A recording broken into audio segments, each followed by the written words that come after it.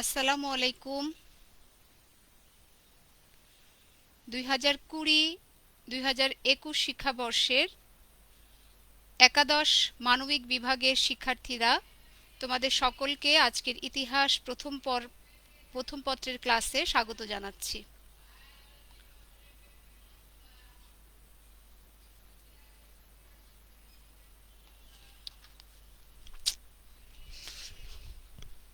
আমি শারমিন আক্তার, সহকারী অধ্যাপক,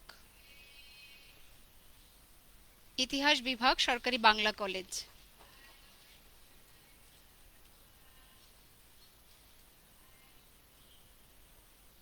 আমি আজকে তোমাদের ইতিহাস প্রথম পত্রের দ্বিতীয় অধ্যায় থেকে আলোচনা করতে যাচ্ছি। তোমরা গত ক্লাসে হেনা রহমান ম্যাডামের ক্লাসে তোমরা প্রথম অধ্যায় পড়া শুরু করেছো, তো উনি তোমাদেরকে প্রথম অধ্যায়টা পড়াবেন, আর আমি তোমাদেরকে এখন দ্বিতীয় অধ্যায় পড়াবো। তো দ্বিতীয় অধ্যায় পড়াতে গেলে আচ্ছা ঠিক আছে, দ্বিতীয় অধ্যায়ের তোমাদের শিরোনাম হচ্ছে ইংরেজ উপনিবেশিক শাসন, কোম্পানি আমল। ইংরেজ উপনিবেশিক শাসন, কোম্পানি আমল। তো এটা সম্পর্কে তোমরা হয়তো জানো, তারপর আমি একটু বলি যে উপনিবেশিক শাসন কি এবং কোম্পানি আমলটা কি। দেখো, গত ক্লাসে তোমরা যে পড়াটা দেখেছো সেখানে তোমরা সকলেই জানার চেষ্টা করেছো বা জেনেছো যে ব্রিটিশ ইস্ট ইন্ডিয়া কোম্পানি ভারতবর্ষে ব্যবসা বাণিজ্য করার উদ্দেশ্যে এসেছিল সপ্তদশ শতকের প্রথম দিকে, এবং এরই ধারাবাহিকতায় ব্যবসা করার সাথে সাথে তারা এক পর্যায়ে ভারতীয় উপমহাদেশের যে অভ্যন্তরীণ বিশৃঙ্খলা এবং শাসক গোষ্ঠীর যে দুর্বলতা এবং তাদের শাসন কার্যে তাদের যে অনীহা, সার্বিক অর্থে একটা দুর্বলতা তাদের চোখে ধরা পড়ে, এবং সেই সাথে তারা বাণিজ্য কার্যক্রমটাকে এগিয়ে নেওয়ার সাথে সাথে কিভাবে এদেশে একটা সাম্রাজ্য বিস্তার করা যায় সেই চেষ্টায় তারা লিপ্ত হতে শুরু করে। এবং আমরা জানি যে 1757 সালের যে পলাশির যুদ্ধ, সেটাতে নবাব সিরাজউদ্দৌলা, যিনি ছিলেন বাংলার শেষ স্বাধীন নবাব, তাকে পরাস্ত করে ব্রিটিশ ইস্ট ইন্ডিয়া কোম্পানি ভারতে তাদের ঔপনিবেশিক শাসনের সূত্রপাত ঘটায়। এবং 1764 সালে মীর কাসিমকে যে বকচারের যুদ্ধে পরাস্ত করে তারা একদম পাকাপোক্তভাবে এদেশে তাদের সাম্রাজ্য যে স্থাপনটা সম্পন্ন করেছিল। এবং এই সময়ে এই অষ্টাদশ এবং ঊনবিংশ শতাব্দী ব্যাপী ইংল্যান্ডই কিন্তু পৃথিবীর 1 নাম্বার ঔপনিবেশিক শক্তি ছিল। অর্থাৎ পৃথিবী ব্যাপী যত ঔপনিবেশিক শক্তি সেই সময় ছিল তার সবই কিন্তু ইউরোপীয় দেশ থেকে আসছে, এবং এই ইউরোপীয় দেশগুলোর মধ্যে ইংল্যান্ড 1 নাম্বার পজিশনে ছিল, যাদের পৃথিবীব্যাপী বিভিন্ন জায়গায় তারা উপনিবেশ স্থাপন করেছিল। এবং এই উপনিবেশ স্থাপনের মূল লক্ষ্য ছিল তাদের যে অর্থনৈতিক কর্মকাণ্ডকে আরও বেশি গতিশীল করা। এবং তোমরা জানো যে এই সময়ে কিন্তু ইংল্যান্ডের শিল্প বিপ্লব ঘটেছিল, এবং এই উপনিবেশ স্থাপনগুলো তাদের এই শিল্প বিপ্লব ঘটানোর পিছনে একটা বিরাট ভূমিকা পালন করেছিল। তো যাই হোক, সেই উপনিবেশ স্থাপন তো তারা 1757 সালে ভারতে করল, এবং তারা তাদের শাসন কায়েম করলো। এবং 1765 সালে, 64 সালে বকচারের যুদ্ধ হয়েছে, এবং 65 সালে দেওয়ানি লাভের মাধ্যমে ব্রিটিশরা ভারতবর্ষের শাসন ক্ষমতা একদম সরাসরি তাদের নিজের হাতে নিয়েছিল, এবং ভারতবর্ষে ইংরেজরা এই যে শাসন ব্যবস্থা কায়েম করলো সেটাই ভারতের ঔপনিবেশিক শাসন নামে পরিচিত।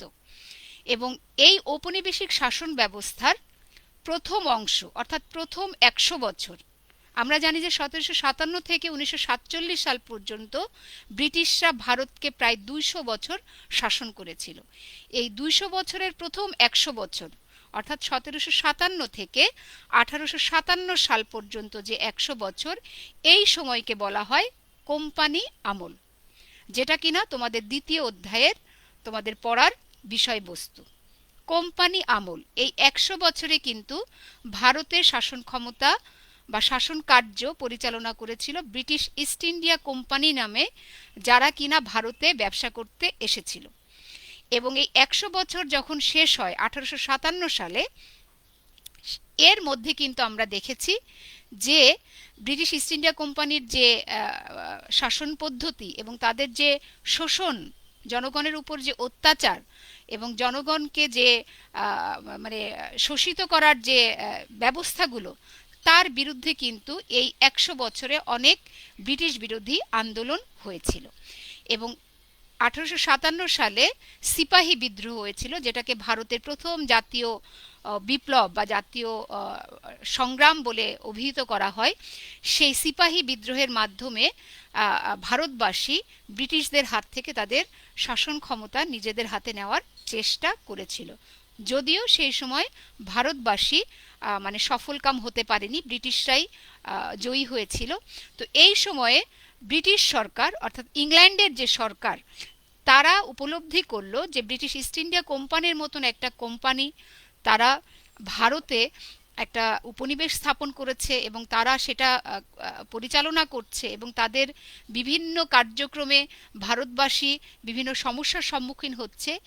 এই প্রেক্ষাপটে এই পরবর্তী যে 100 বছর, অর্থাৎ 1857 থেকে 1947 সাল সময়ে ব্রিটিশ সরকার সরাসরি শাসন কার্য পরিচালনা করে, এবং এই পরবর্তী 100 বছরই তোমার ব্রিটিশ শাসন নামে পরিচিত।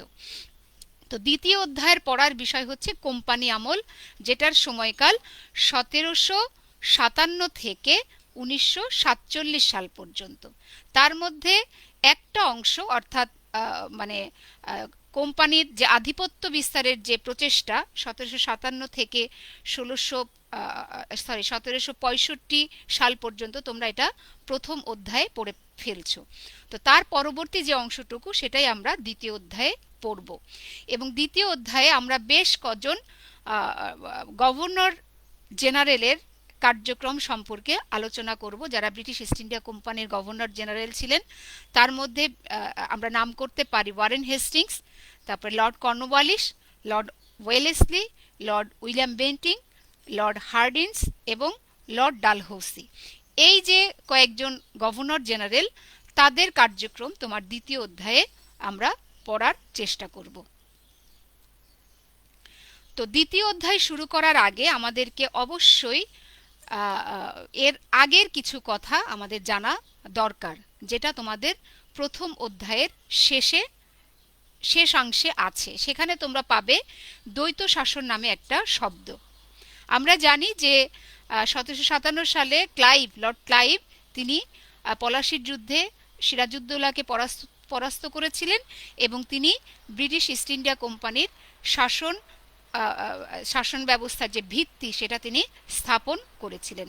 এবং 64 সালে গোয়াকচারের যুদ্ধ হয়েছিল। এই সময় কিন্তু আসলে ব্রিটিশ ইস্ট ইন্ডিয়া কোম্পানি সরাসরি ভারতের শাসন ক্ষমতা তারা নিজেদের হাতে নিতে পারেনি বা চায়নি। অর্থাৎ এই সময় তাদের যথেষ্ট পরিমাণে লোকবলের অভাব ছিল, এদেশের প্রথা, কৃষ্টি, কালচার সম্পর্কে তাদের অনেক অনভিজ্ঞতা ছিল, জনগণ সম্পর্কে তাদের অনেক কিছু জানার বিষয় ছিল। এই কারণে কিন্তু তারা এই সময়ে সরাসরি তাদের মানে শাসন ক্ষমতা নিজের হাতে তারা নিতে পারেনি। কিন্তু 1765 সালে গিয়ে তারা প্রথম বাংলার দিওয়ানি লাভ করে, এবং এই দিওয়ানি লাভ করার মাধ্যমেই কিন্তু তারা এক অর্থে বাংলা বলা যাবে না, ভারতবর্ষের শাসন ব্যবস্থা তারা নিজেদের হাতে নেওয়ার চেষ্টা করে। তো এই দিওয়ানি নেওয়াটা কি হলো, এখানে কি হয়েছিল দেখো। লর্ড ক্লাইভ তিনি কিন্তু পলাশির যুদ্ধের পরপরই তিনি দেশে ফিরে গিয়েছিলেন। পরে দ্বিতীয়বার তিনি আবার শাসনভার গ্রহণ করে যখন ভারতে আবার ফিরে আসেন, তখন তিনি এখানকার যে অর্থনৈতিক যে বিশৃঙ্খলা সেটাকে একটা স্থিতিশীল পর্যায়ে আনার জন্য, তখন মোগল সম্রাট ছিল দ্বিতীয় শাহ আলম, এই শাহ আলমের কাছ থেকে তিনি দেওয়ানি লাভ করেন। এবং দেওয়ানি লাভ করার জন্য তখন অযোধ্যা যে জায়গা, সে অযোধ্যার নবাব ছিলেন সুজাউদ্দৌলা। এই সুজাউদ্দৌলার সাথে তিনি এলাহাবাদের প্রথম সন্ধি স্থাপন করেন এই 1765 সালেই। এবং এই সন্ধিতে কি বলা হয়েছিল? সন্ধিতে বলা হয়েছিল যে অযোধ্যার নবাব সুজাউদ্দৌলা তিনি তার যে হারিয়ে যাওয়া যে রাজ্য অর্থাৎ অযোধ্যা, সে অযোধ্যাকে তিনি ফিরে পাবেন। কিন্তু বিনিময়ে কি করতে হবে? বিনিময়ে কোম্পানিকে 50 লক্ষ টাকা যুদ্ধের ক্ষতিপূরণ দিতে হবে এবং এই সুজাউদ্দিনের কাছ থেকে কোরা এবং এলাহাবাদ যে অঞ্চলটা, সেই অঞ্চলের দিওয়ানি কোম্পানি গ্রহণ করে। এটা হচ্ছে তোমার এলাহাবাদের প্রথম সন্ধি। এই এলাহাবাদের প্রথম সন্ধির মাধ্যমেই কিন্তু তারা সুজাউদ্দিনের কাছ থেকে এই ক্ষমতাগুলো নিল বা অর্থগুলো তারা পেল। এরপর এলাহাবাদের দ্বিতীয় সন্ধির মাধ্যমে ব্রিটিশ ইস্ট ইন্ডিয়া কোম্পানি অর্থাৎ লর্ড ক্লাইভ তিনি আরেকটা সন্ধি করলেন। সেই সন্ধিতে কি বলা হচ্ছে যে সুজাউদ্দৌলার কাছ থেকে যে কারা এবং এলাহাবাদ জেলা কোম্পানি নিয়ে নিল, সেটা আবার তারা কি বলে শাহ আলমের কাছে সেটা আবার তারা ছেড়ে দেয়। এর বিনিময়ে শাহ আলম কি করবে? দ্বিতীয় শাহ আলম এর বিনিময়ে কোম্পানিকে কি করবে? বাংলা, বিহার, উড়িষ্যার দেওয়ানি বা রাজস্বের যে সত্ত্ব বা অধিকার, রাজস্ব আদায়ের যে অধিকার, সেই অধিকারকে স্থায়ীভাবে ব্রিটিশ ইস্ট ইন্ডিয়া কোম্পানির হাতে ছেড়ে দিবে এবং একই সাথে সম্রাট দ্বিতীয় শাহ আলমকে তারা 25 লক্ষ টাকা দিবে। ঠিক আছে, এই যে দেওয়ানি লাভ অর্থাৎ বাংলা, বিহার, উড়িষ্যার যে রাজস্ব আদায়ের যে সত্ত্ব বা অধিকার, সেটা ব্রিটিশ ইস্ট ইন্ডিয়া কোম্পানি লাভ করলো। এটাই হলো তোমার দেওয়ানি। তো এই দেওয়ানি লাভের পর ব্রিটিশ ইস্ট ইন্ডিয়া কোম্পানির যে তখনকার যে গভর্নর লর্ড ক্লাইভ, তিনি দ্বৈত শাসন প্রবর্তন করেন। সেই দ্বৈত শাসনটা কি? দ্বৈত শাসন হচ্ছে যে আমরা জানি যে বকচারের যুদ্ধে 1764 সালে মীর কাসিম যখন নিহত হন, তখন মীর জাফরকে আবার পুনরায় বাংলার নবাব হিসাবে সিংহাসনে বসানো হয় এবং তার কিছুদিনের মধ্যে মীর জাফর মৃত্যুবরণ করেন। তখন তার যে নাবালক পুত্র নাজিমুদ্দৌলা, তিনি বাংলার নবাব হন এবং নবাব তিনি আছেন, কিন্তু রাজস্ব ক্ষমতা বা রাজস্ব আদায়ের ক্ষমতা কিন্তু কোম্পানির হাতে এবং শাসন সংক্রান্ত ক্ষমতা আবার ওই নাজিমুদ্দৌলার হাতে। এবং কোম্পানি রাজস্ব আদায়ের অধিকার নিজের হাতে রেখে সেটা আদায়ের জন্য তারা দেশীয় 2 জন কর্মচারী নিয়োগ করেন, যারা আগেও মানে বাংলার নবাবের কি বলে কর্মচারী হিসাবে নিয়োজিত ছিলেন। তারা হচ্ছেন সিতাব রায় এবং রেজা খান। এই 2 জনের মাধ্যমে তারা বাংলার যে রাজস্ব আদায়, সেই রাজস্ব আদায়ের কার্যক্রমটা তারা নিজেদের হাতে রাখেন এবং এই সময়ে লর্ড ক্লাইভ এই কাজটা করেছিলেন শুধুমাত্র নিজেদের গোপনীয়তা রক্ষার জন্য। কারণ আমরা জানি যে সেই সময় ইংরেজরা ছাড়াও অন্যান্য ইউরোপীয় কোম্পানি কিন্তু ভারতবর্ষে ছিল। তারা যাতে ব্রিটিশ ইস্ট ইন্ডিয়া কোম্পানি যে এখানকার দিওয়ানি লাভ করেছে, এই বিষয়টা যাতে তারা সহসায় জানতে না পারে বা বাংলাদেশ মানে ভারতবর্ষের জনগণও যাতে জানতে না পারে, সেজন্যই কিন্তু তারা এই সিতাব রায় এবং রেজা খানের উপর তারা রাজস্ব আদায়ের দায়িত্বটা অর্পণ করেছিল। কিন্তু দেখা যাচ্ছে যে এই যে ব্রিটিশ ইস্ট ইন্ডিয়া কোম্পানি রাজস্ব আদায় করছে, অথচ একজন নবাব আছেন বাংলার। তো নবাব পাচ্ছেন শাসন সংক্রান্ত বিষয়াদি দেখার ক্ষমতা এবং কোম্পানি পাচ্ছে রাজস্ব আদায়ের অধিকার। এক অর্থে নবাব পেল ক্ষমতাহীন দায়িত্ব, অনেক দায়িত্ব কিন্তু কোনো ক্ষমতা নেই, আর কোম্পানি পাচ্ছে দায়িত্বহীন ক্ষমতা, অর্থাৎ অনেক ক্ষমতা কিন্তু কোনো দায়িত্ব তাকে পালন করতে হচ্ছে না। এই যে প্রশাসনিক ক্ষেত্রে ক্ষমতা এবং দায়িত্বের এই যে একটা ভারসাম্যহীনতা, এটাই হচ্ছে বাংলার শাসন ব্যবস্থায় দ্বৈত শাসন নামে পরিচিত। এবং এই দ্বৈত শাসন ব্যবস্থা প্রবর্তন করে লর্ড ক্লাইভ বাংলার অর্থনীতিকে একেবারে ধ্বংসের মুখে ঠেলে দিয়েছিলেন। কারণ এখানে নবাব তার যে প্রশাসন চালানোর জন্য যে খরচ, সেটা কিন্তু সে কিছুতেই আদায় করতে পারছে না। এবং এই দ্বৈত শাসন ব্যবস্থা প্রবর্তনের ফলে ইংরেজ যারা কর্মচারীরা ছিল, তাদের যে অত্যাচার, উৎপীড়ন এবং শোষণ, এর ফলে বাংলার জনগণের যে অর্থনৈতিক অবস্থা, সেটা ক্রমেই শোচনীয় হয়ে পড়ছিল। এবং এই যে একটা অর্থনৈতিক ক্ষেত্রে একটা মানে দুরবস্থা, এটা কিন্তু বাংলার মানুষ ইতপূর্বে আর কখনোই লক্ষ্য করেনি। এবং এই দ্বৈত শাসনের ফলে বাংলার যে কৃষি, শিল্প বা বাণিজ্য অর্থাৎ অর্থনৈতিক কর্মকাণ্ডের যে বিষয়গুলো আছে, সবগুলোরই একটা দারুণ অবনতি ঘটে।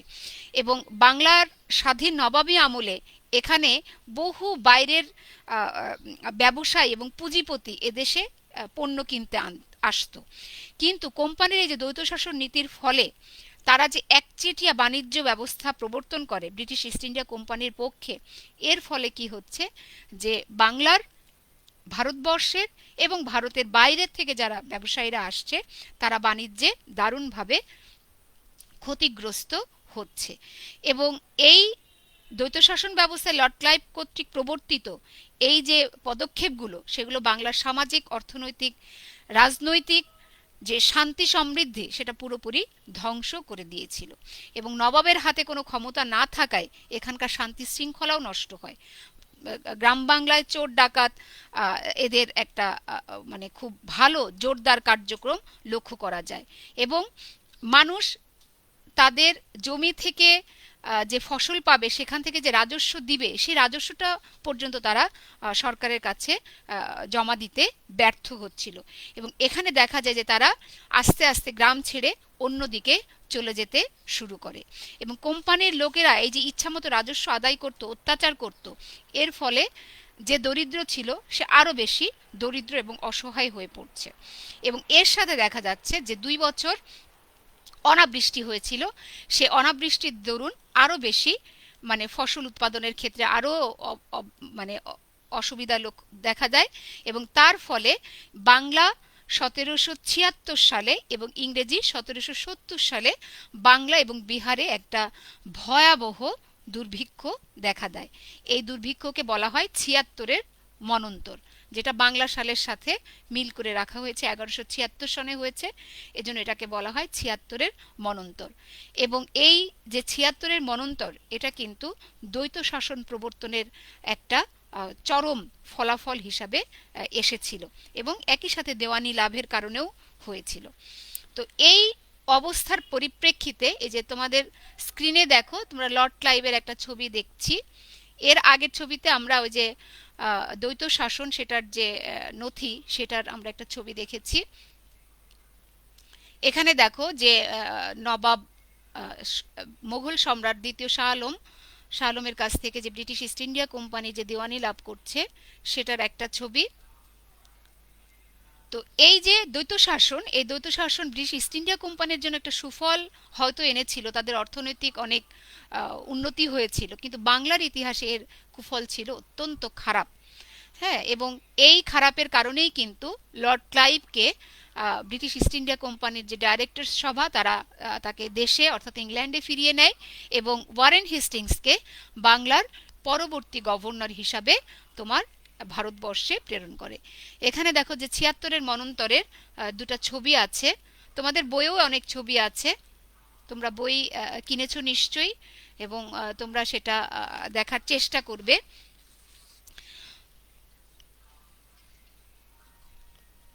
তারপরে এখন আসো যে দ্বিতীয় অধ্যায়ে আমরা যে বিষয়টা পড়ব সেটার প্রথম যে বিষয়টা আমরা পড়তে চাই সেটা হচ্ছে নিয়ামক আইন। এটার ইংরেজি নাম হচ্ছে রেগুলেটিং অ্যাক্ট 1773 সাল। 1773 সালের নিয়ামক আইন বা রেগুলেটিং অ্যাক্ট। রেগুলেটিং অ্যাক্ট বা নিয়ামক আইন কি, হ্যাঁ, এবং এটা কেন প্রবর্তন করা হলো, এ বিষয়ে আমরা কিছু আলোচনা করার চেষ্টা করি।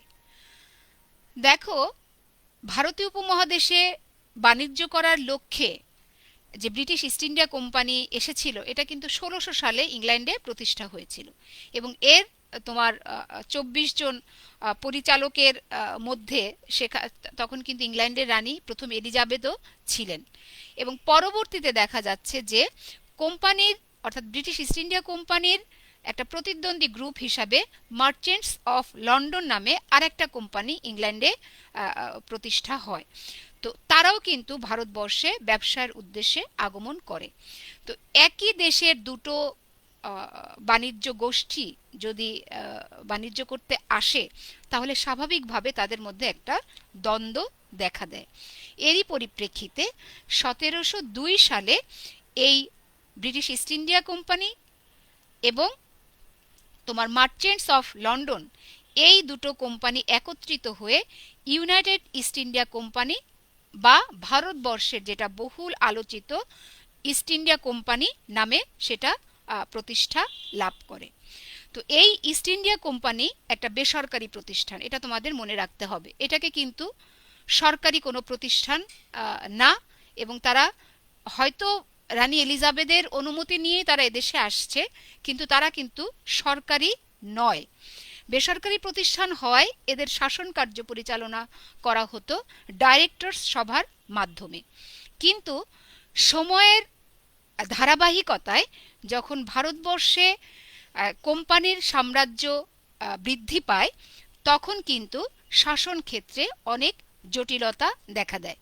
এখানে আমরা যে বিষয়টার কথা উল্লেখ করতে চাচ্ছি তোমরা হয়তো বুঝতে পারছো, সেটা হচ্ছে যে ওই যে দ্বৈত শাসন এবং দ্বৈত শাসনের যে ফলাফল 76-এর মন্বন্তর, এই মন্বন্তর যখন দেখা দেয় তখন ব্রিটিশ সরকার তারা উপলব্ধি করে যে একটা বেসরকারি কোম্পানি তারা ভারতে একটা উপনিবেশ স্থাপন করেছে, এটা খুব ভালো কথা, কিন্তু সেখানে তারা যে কার্যক্রমটা গ্রহণ করছে সেটা কিন্তু দেশের সম্মানকে ক্ষুণ্ণ করছে।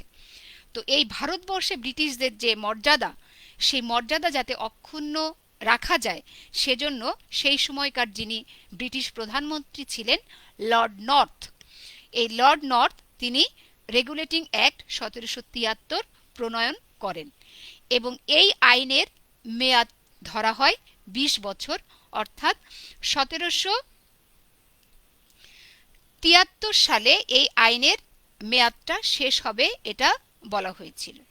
এবং এই আইন অর্থাৎ রেগুলেটিং অ্যাক্ট 1773 ভারতবর্ষে ব্রিটিশ উপনিবেশের যে শাসনতান্ত্রিক সমস্যা সেটা সমাধানে সেই সময় একটা অগ্রণী ভূমিকা পালন করেছিল। তো এখানে কি কি বলা হয়েছিল তোমরা একটু দেখো, যে কোম্পানির বোর্ড অফ ডাইরেক্টরসের সংখ্যা হ্রাস করে 24 জন নির্ধারণ করা, এবং যারা অংশীদার ছিল সেই অংশীদানের ভোটদানের ভিত্তিতে তারা মাত্র 4 বছরের জন্য নির্বাচিত হবেন। আচ্ছা, দ্বিতীয় যে বিষয়টা বলা হচ্ছে সেটা হচ্ছে যে কোম্পানির যে শাসন এবং রাজস্ব সংক্রান্ত যে যাবতীয় বিষয়াদি সেটা অবশ্যই ব্রিটিশ সরকারকে যথাযথভাবে অবহিত করতে হবে। তৃতীয় যে বিষয়টা সেখানে বলা হচ্ছে যে এখন থেকে গভর্নরকে গভর্নর জেনারেল আখ্যায়িত করা হবে এবং তিনি ও তার যে 4 সদস্য বিশিষ্ট পরিষদ সেটা ডাইরেক্টরস সভার মানে সুপারিশক্রমে ইংল্যান্ডের রাজা বা রানী কর্তৃক নিযুক্ত হবেন।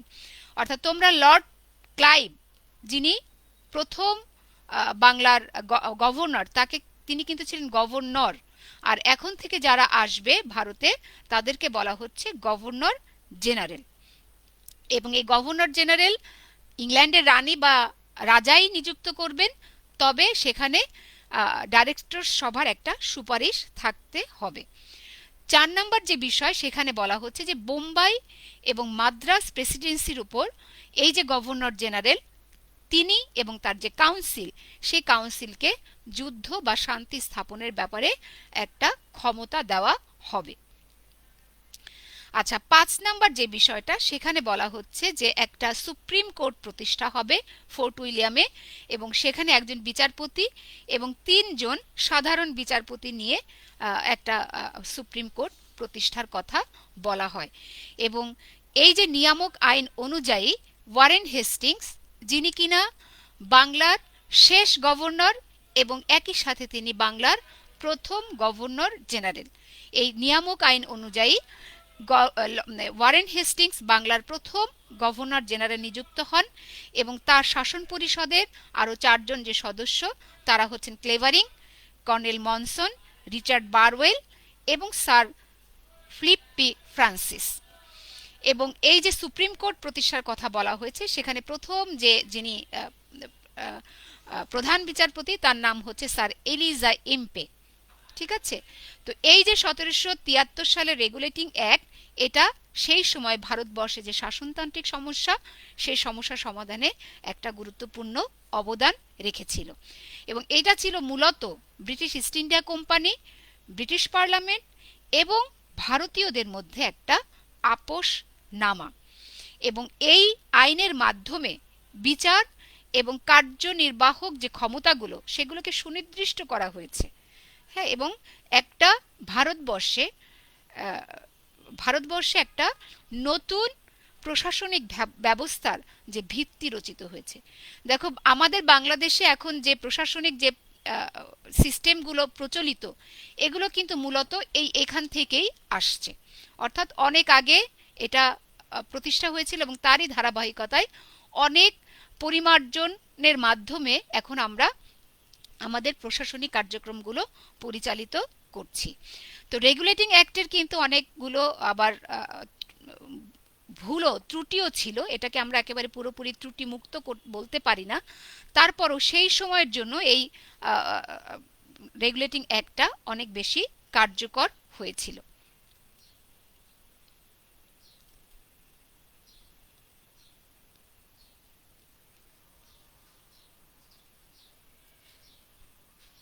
এরপর আমরা যার সম্পর্কে পড়তে যাচ্ছি দ্বিতীয় অধ্যায়ের, তিনি হচ্ছেন লর্ড ওয়ারেন হেস্টিংস।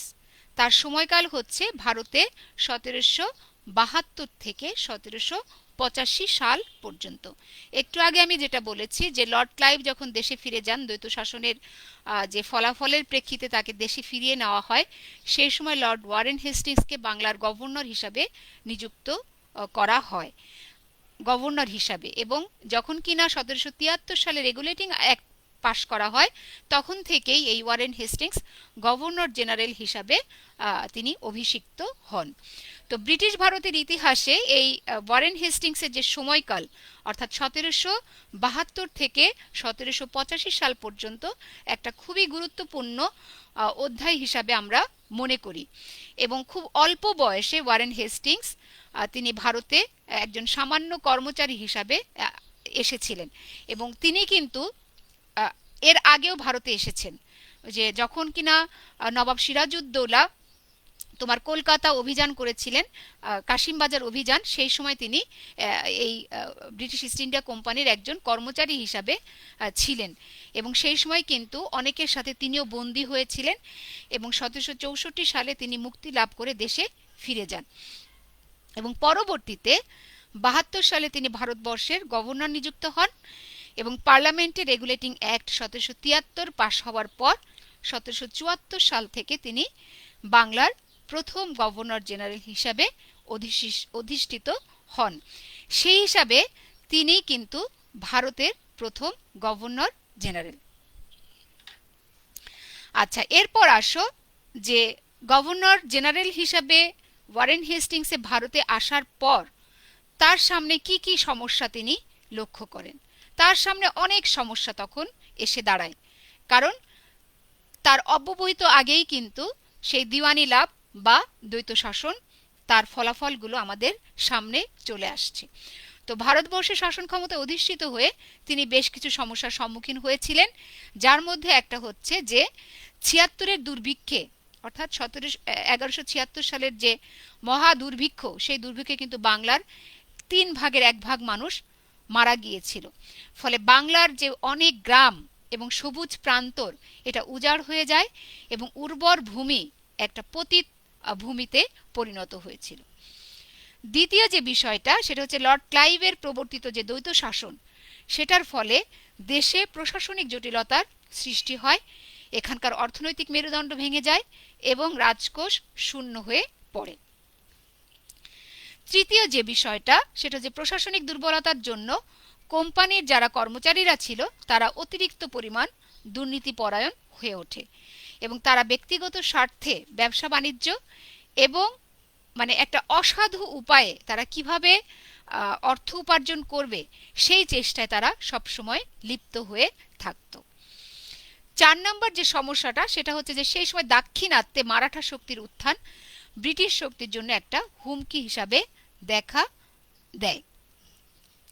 এবং সবশেষ যে সমস্যাটা, সেটা হচ্ছে যে মহীশূরের যে হায়দার আলী, সেই হায়দার আলী ব্রিটিশদের ভারতবর্ষ থেকে বিতাড়নের এবং তাদের প্রতি একটা প্রতিশোধ গ্রহণের জন্য তিনি সুযোগ খুঁজতে থাকেন।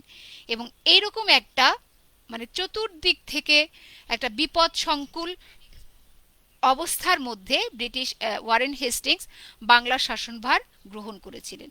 এবং সেই সময় বাংলার যে অর্থনৈতিক এবং সামাজিক যে অবস্থা সেটার বর্ণনা দিতে যে স্যার অ্যালফ্রেড বলেন, ঐতিহাসিক স্যার অ্যালফ্রেড বলেন যে দুর্নীতিতে উপমহাদেশের ইংরেজদের ভাগ্য এই সময়ে একেবারে সর্বনিম্ন স্তরে নিমজ্জিত ছিল।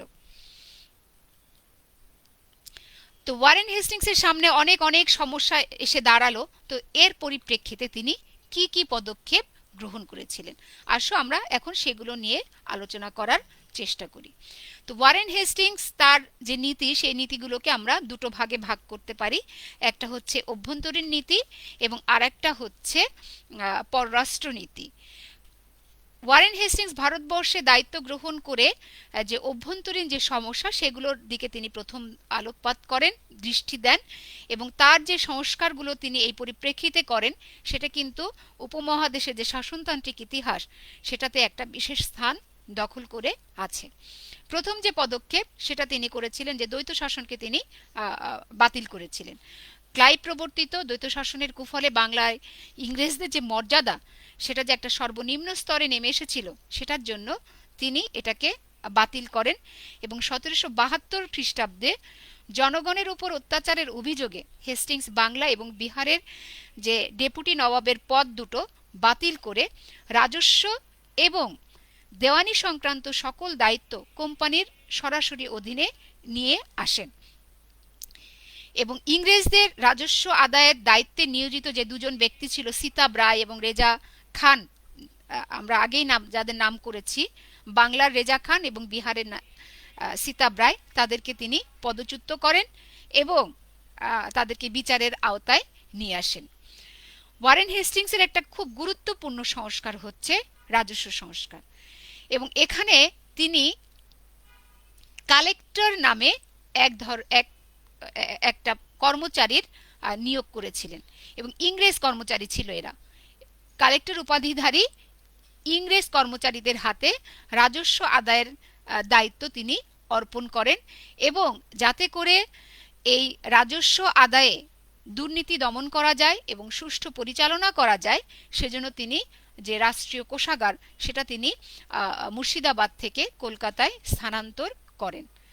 এবং তার আরেকটা গুরুত্বপূর্ণ অবদান হচ্ছে যে বোর্ড অফ রেভিনিউ নামে তিনি একটা সংস্থা প্রতিষ্ঠা করেছিলেন, যে সংস্থার কাজ ছিল রাজস্ব সংক্রান্ত বিষয়াদি দেখভাল করা।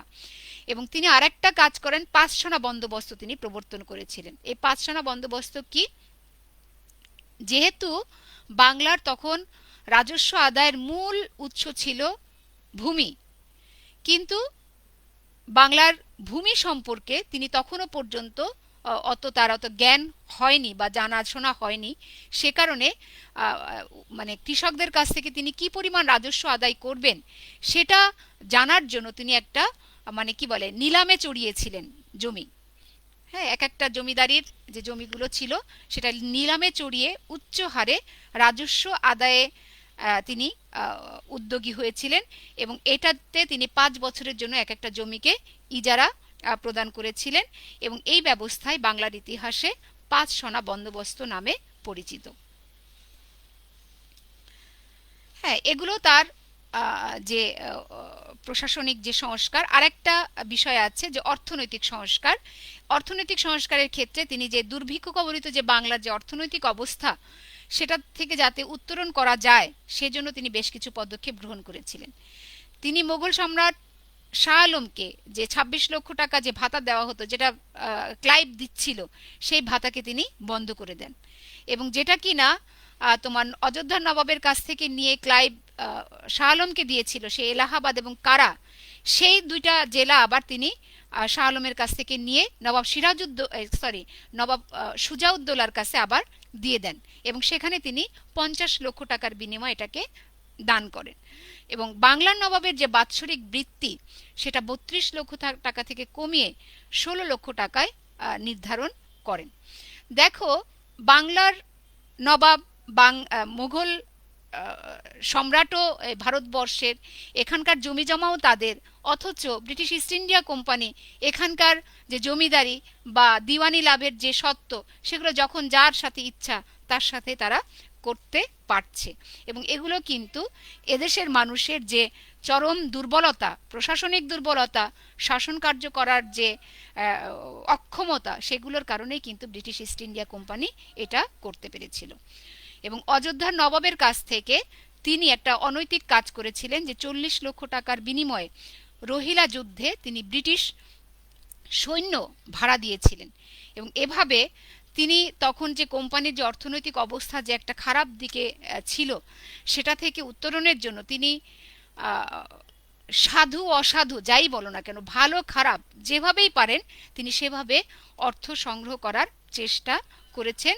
এবং ব্যয় সংকোচন নীতি গ্রহণ করে ব্রিটিশ পার্লামেন্টের কাছ থেকে যে ঋণগুলো নেওয়া হয়েছিল, সেই ঋণগুলো তিনি পরিশোধের ব্যবস্থা করেন।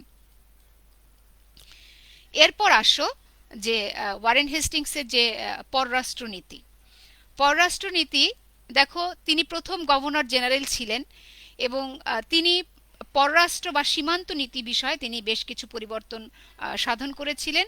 এবং তিনি মনে করছেন যে যেহেতু কোম্পানি একটা বাণিজ্যিক প্রতিষ্ঠান থেকে একটা রাজনৈতিক প্রতিষ্ঠানে পরিণত হয়েছে, সুতরাং ভারতবর্ষে যদি ইংরেজদের অধিকারকে স্থায়ী করতে হয়, তাহলে কিন্তু যে কোনোভাবেই এদেশীয় অর্থাৎ ভারতের যে দেশীয় রাজাগুলো আছে তাদেরকে যথাসম্ভব ইংরেজ সাহায্যের উপরে নির্ভরশীল করে তুলতে হবে। এবং এটাই ছিল তার পররাষ্ট্র নীতি। এবং এই নীতিতে তিনি কতগুলো ক্ষেত্রে তিনি এই নীতিকে প্রবর্তন করেছিলেন। তার মধ্যে প্রথম যেটা, সেটা হচ্ছে অযোধ্যা নীতি। অযোধ্যা নীতি ওয়ারেন হেস্টিংসের মানে যে বৈদেশিক নীতি, তার মূল লক্ষ্য হচ্ছে যে কোনোভাবে ভারতবর্ষে ব্রিটিশ শক্তিকে একটা শক্তিশালী ভিত্তির উপরে দাঁড় করানো।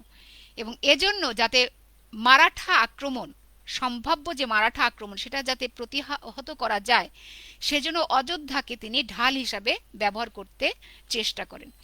এবং এই জন্যই কিন্তু তিনি ওই যে একটু আগে আমি যে অর্থনৈতিক সংস্কারের মধ্যে যে কথাগুলো বললাম, শাহ আলমকে 26 লক্ষ টাকা ভাতা বন্ধ করে দেন এবং তার কাছ থেকে কারা এবং এলাহাবাদ কেড়ে নিয়ে আবার 50 লক্ষ টাকার বিনিময়ে অযোধ্যার নবাব সুজাউদ্দৌলাকে প্রদান করেন, এগুলো কিন্তু তোমার এই অযোধ্যা নীতিরই অংশ।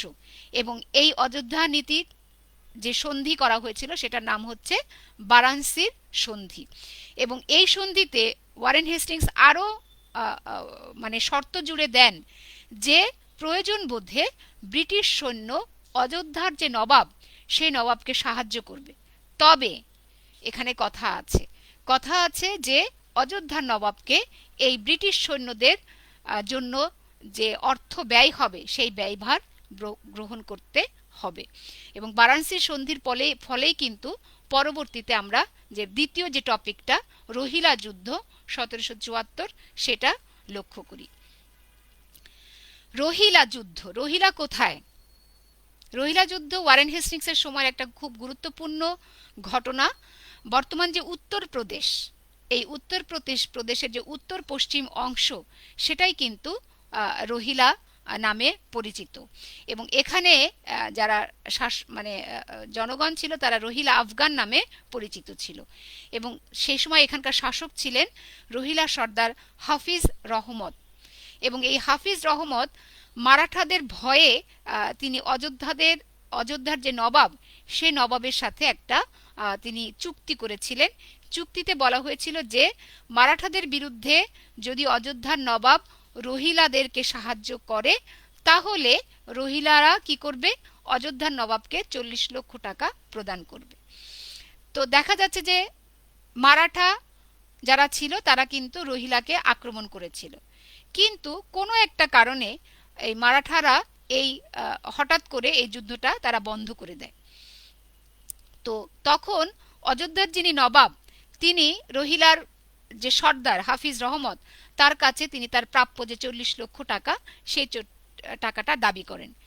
তখন রোহিলা সর্দার হাফিজ রহমত তিনি বলেন যে আমি এটা বিবেচনা করব পরে, হ্যাঁ, এই যে টাকাটা দিতে গড়িমসি করা, এজন্য অযোধ্যার নবাব সুজাউদ্দৌলা মানে খুব রাগ হয়ে তিনি ওই রহিলাদের বিরুদ্ধে ব্রিটিশ সৈন্য চেয়ে পাঠান ওয়ারেন হেস্টিংসের কাছে, এবং ওয়ারেন হেস্টিংসকে বলেন যে তোমরা আমাকে সৈন্য দিলে আমি তোমাকে 40 লক্ষ টাকা দিব। এবং ওয়ারেন হেস্টিংস কিন্তু এই অযোধ্যার নবাবের সাথে 40 লক্ষ টাকার একটা চুক্তি স্বাক্ষর করে, এবং এই চুক্তির মাধ্যমে 1774 সালে এই ব্রিটিশ সেনাদের মাধ্যমে অযোধ্যার নবাব রহিলাদেরকে মিরনপুর কাটরার যুদ্ধে পরাস্ত করে, এবং এই যুদ্ধে হাফিজ রহমত নিহত হন এবং রহিলা অযোধ্যার সাম্রাজ্যভুক্ত হয়। দেখো, ওয়ারেন হেস্টিংস তিনি ব্রিটিশ ইস্ট ইন্ডিয়া কোম্পানির গভর্নর জেনারেল। একজন গভর্নর জেনারেল হয়ে তিনি তার সৈন্যকে ভাড়ায় খাটাতে পারেন না, কিন্তু এই ব্রিটিশ সৈন্যকে তিনি ভাড়ায় খাটিয়েছেন। এটা কিন্তু যে কি বলে, ঐতিহাসিকরা বলছেন যে এই যে টাকার বিনিময়ে ব্রিটিশ সৈন্যকে ভাড়া খাটানো, এটা কিন্তু ব্রিটিশদের মান মর্যাদাকে ভারতীয়দের কাছে ক্ষুণ্ণ করেছে। তো আগে যেটা বলেছিলাম যে ওয়ারেন হেস্টিংস কিন্তু বৈধ অবৈধ যেভাবে হোক তিনি অর্থ উপার্জন করেছেন এবং কোম্পানির ঋণ পরিশোধ করার চেষ্টা করেছেন, যদিও তিনি এই যে একটা ভাড়া খাটানোর মতন একটা নিম্নমানের কাজ, এই কাজের জন্য কিন্তু তিনি ভারতবাসীর কাছে মানে তার সম্মান কিন্তু নষ্ট হয়েছিল। এরপরের যে বিষয় সেটা হচ্ছে যে প্রথম ইঙ্গ মারাঠা যুদ্ধ 1775। এই ইঙ্গ মারাঠা যুদ্ধে কি হয়েছিল আমরা জানি যে মারাঠারা তাদের রাজ্য কোথায়, দাক্ষিণাত্যে, ভারতের দক্ষিণে পুনে। হ্যাঁ, তো এই মারাঠারা মাধব রায়ের, পেশোয়া মাধব রায়ের নেতৃত্বে তারা একটা পর্যায়ে তখন গিয়েছিল। পেশোয়া হচ্ছে মারাঠাদের যে প্রধান, সেই প্রধানের একটা পদবি। তো পেশোয়া মাধব রায় যখন মারা যান তখন তার ছোট ভাই নারায়ণ রাও তিনি পেশোয়া পদে বসেন। কিন্তু এই পেশোয়া পদে নারায়ণ রায় বসলেও রঘুনাথ রাও তাকে মেরে ফেলেন এবং নিজেকে পেশোয়া বলে দাবি করেন। কিন্তু এর মধ্যে নারায়ণ রাওয়ের যে বিধবা স্ত্রী তিনি পরবর্তীতে একটা পুত্র সন্তান জন্ম দেন। তখন মাধব রাও নারায়ণ নামে পরিচিত এই যে শিশু, সেটার পক্ষে অধিকাংশ যারা মারাঠা কি বলে নেতারা ছিল তারা কিন্তু এই শিশুকে পরবর্তী পেশোয়া হিসাবে মনে করতে চাপ দিতে থাকেন। তো তখন এই একটা সুরাটের সন্ধি, 1775 সালের যে সুরাটের সন্ধি, এই সুরাটের সন্ধি মোতাবেক ইংরেজরা রঘুনাথের পক্ষ হয়ে মানে যুদ্ধে লিপ্ত হয় মারাঠাদের বিরুদ্ধে, এবং এই 1779 সালে তেলিগাঁওয়ের যুদ্ধে ইংরেজ বাহিনী পরাস্ত হয় মারাঠাদের হাতে। এবং এটা হচ্ছে তোমার শেষ হয় সলবায়ের সন্ধির মাধ্যমে, অর্থাৎ এটা শুরু হয়েছিল সুরাটের সন্ধির মাধ্যমে এবং শেষ হয়েছিল সলবায়ের সন্ধির মাধ্যমে 1782 সাল। এবং মাঝখানে আর একটা সন্ধির নাম তোমরা দেখছো, ওয়ারগাঁওয়ের সন্ধি 1779 সালে। এটাতে কি 79 সালে তেলিগাঁওয়ের যুদ্ধে ইংরেজ বাহিনী পরাস্ত হয়ে ওয়ারগাঁওয়ের সন্ধি শর্তে আবদ্ধ হয়েছিল। তো এই যে যুদ্ধটা হলো প্রথম ইঙ্গ মারাঠা যুদ্ধ, এই যুদ্ধে মারাঠারাই জয়ী হয়েছিল, ইংরেজরা কিন্তু জয়ী হতে পারেনি। তারপরও কিন্তু এই যুদ্ধে ইংরেজদের মর্যাদাটা বৃদ্ধি পেয়েছিল।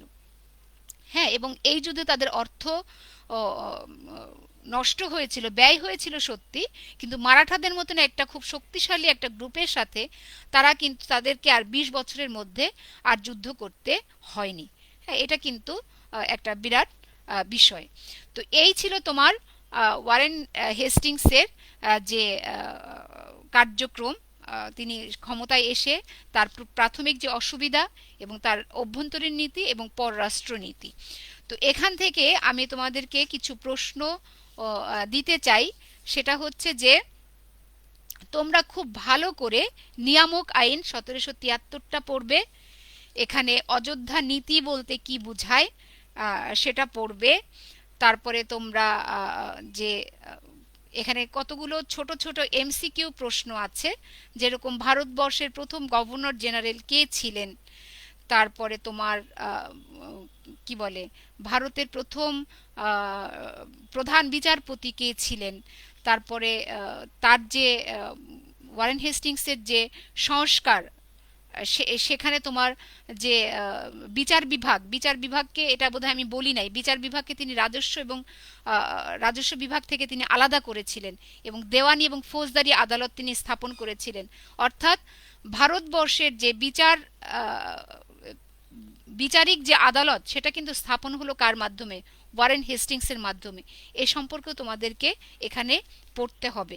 তারপরে এখানে আজকে যে পড়াটা আমরা পড়লাম, সেখানে দেখো যে এলাহাবাদের সন্ধি সম্পর্কে আমি বলেছি, বারাণসীর সন্ধি বলেছি, তারপরে তোমার সলবাইয়ের সন্ধি বলেছি, তারপর সুরাটের সন্ধি বলেছি।